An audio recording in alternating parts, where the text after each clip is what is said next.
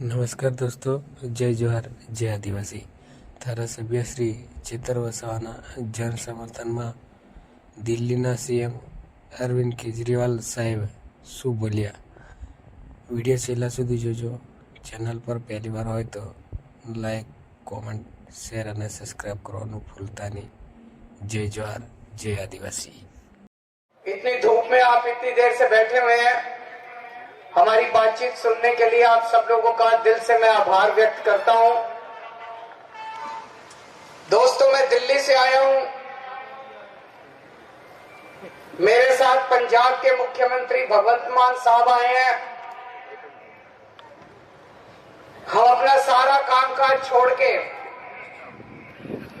आज आप लोगों से मिलने आए हैं और कल हम जेल में चेतर वसावा से मिलने के लिए जाएंगे।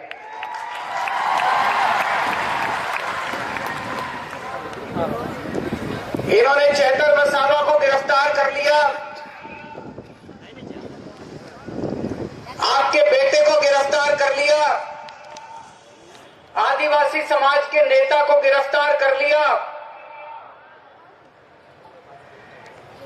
चेतर वसावा हमारे छोटे भाई जैसा है। आम आदमी पार्टी हमारा एक परिवार है और चेतर वसावा हमारा छोटा भाई है। लेकिन सबसे ज्यादा दुख की बात मुझे इस बात से हुई कि चेतर वसावा की धर्मपत्नी को भी इन्होंने गिरफ्तार कर लिया, शकुंतला बेन को भी इन्होंने गिरफ्तार कर लिया। शकुंतला बेन चेतर वसावा की धर्मपत्नी है, लेकिन वो हमारे समाज की बहू है। इन्होंने हमारे समाज की बहू को भी गिरफ्तार कर लिया। ये पूरे आदिवासी समाज के लिए अपमान की बात है। मैं आपसे पूछना चाहता हूं, इस अपमान का बदला लोगे कि नहीं लोगे? पुराने जमाने में हमने देखा डाकू हुआ करते थे। उन डाकुओं का भी ईमान धर्म होता था।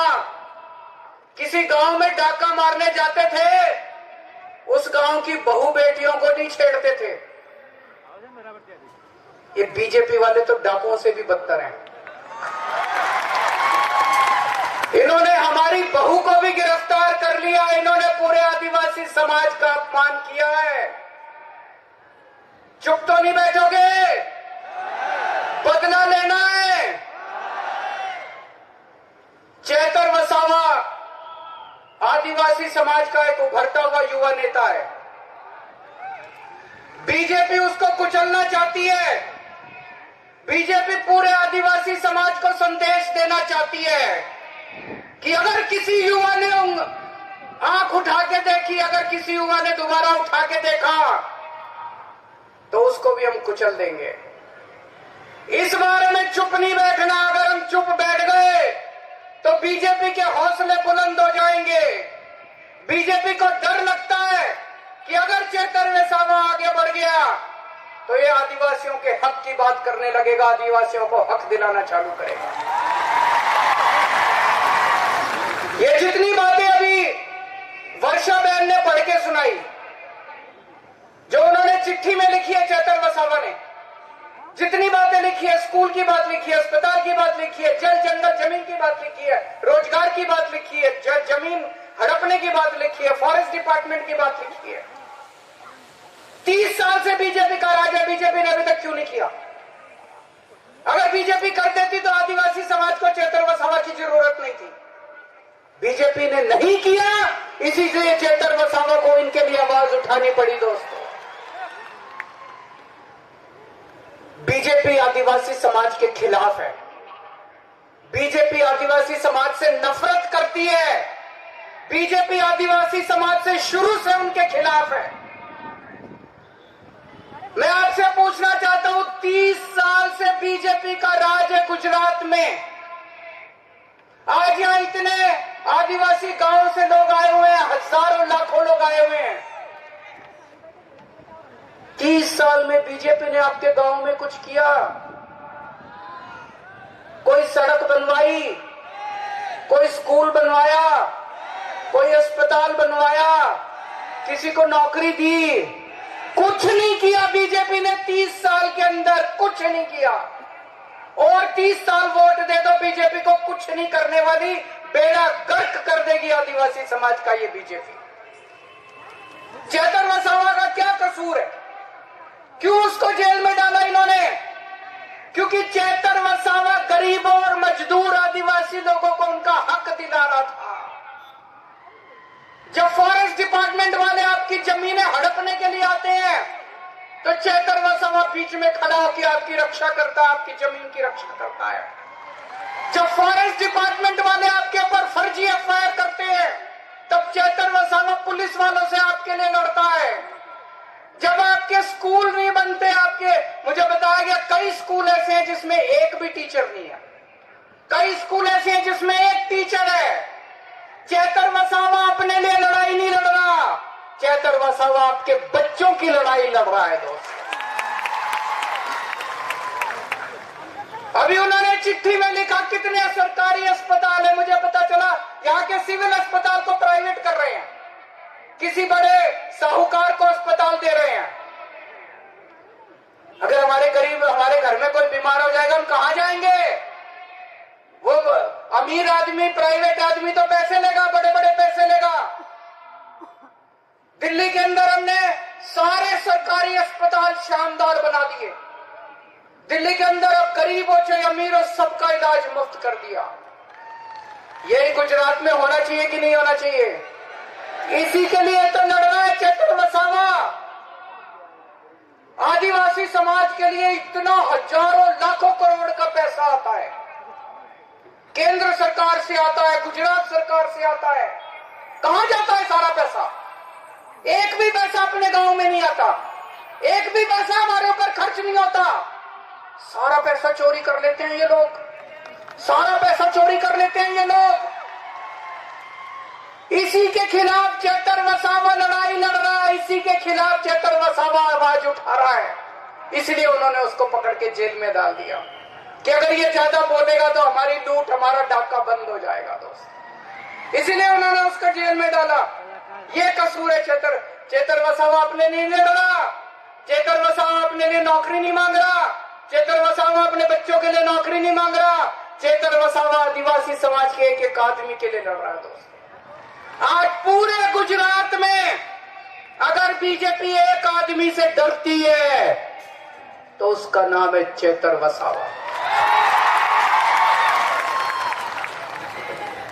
मैं बीजेपी को कहना चाहता हूं, बीजेपी वालों, आने वाले समय में चेतन वसावा तुम्हारा काल बन के निकलेगा,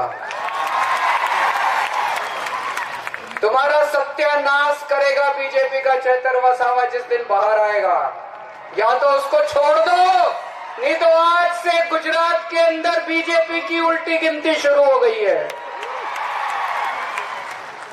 उस पे ये लोग दबाव डाल रहे हैं चेतन वसावा पे।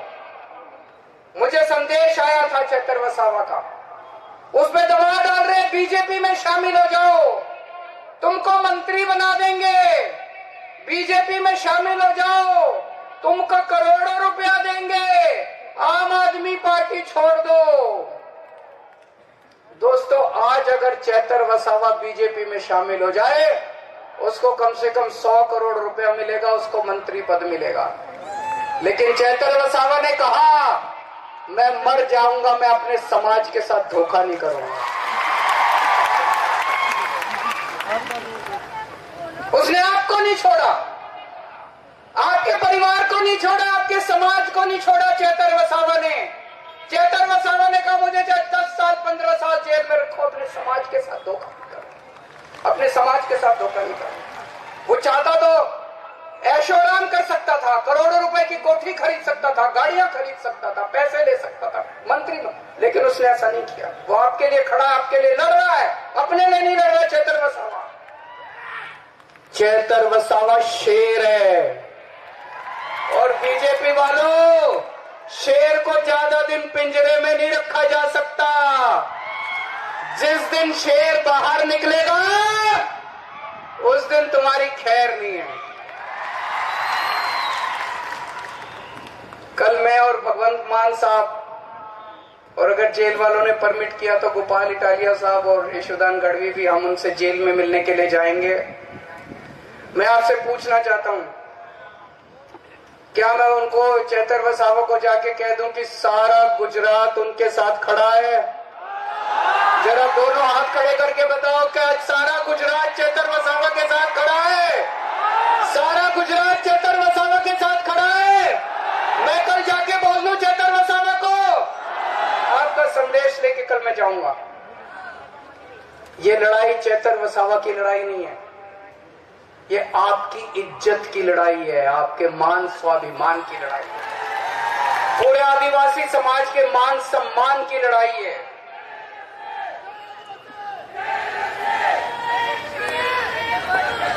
अगर आज आप चुप रहे, अगर आज आप चुप रहे, अगर आज आप बैठे रहे, तो ये बीजेपी वालों के हौसले बुलंद हो जाएंगे। कल अगर कोई भी युवा आदिवासी समाज से खड़ा होगा तो उसको कुचल दिया जाएगा। हमें चुप नहीं रहना, उठो, खड़े हो जाओ सब लोग। और आज हम लोगों को ये बीजेपी को संदेश देना है कि अब इनके अत्याचार नहीं चलेगा, अब इनका अपमान नहीं चलेगा। ये अपमान हम सहने वाले नहीं है दोस्तों।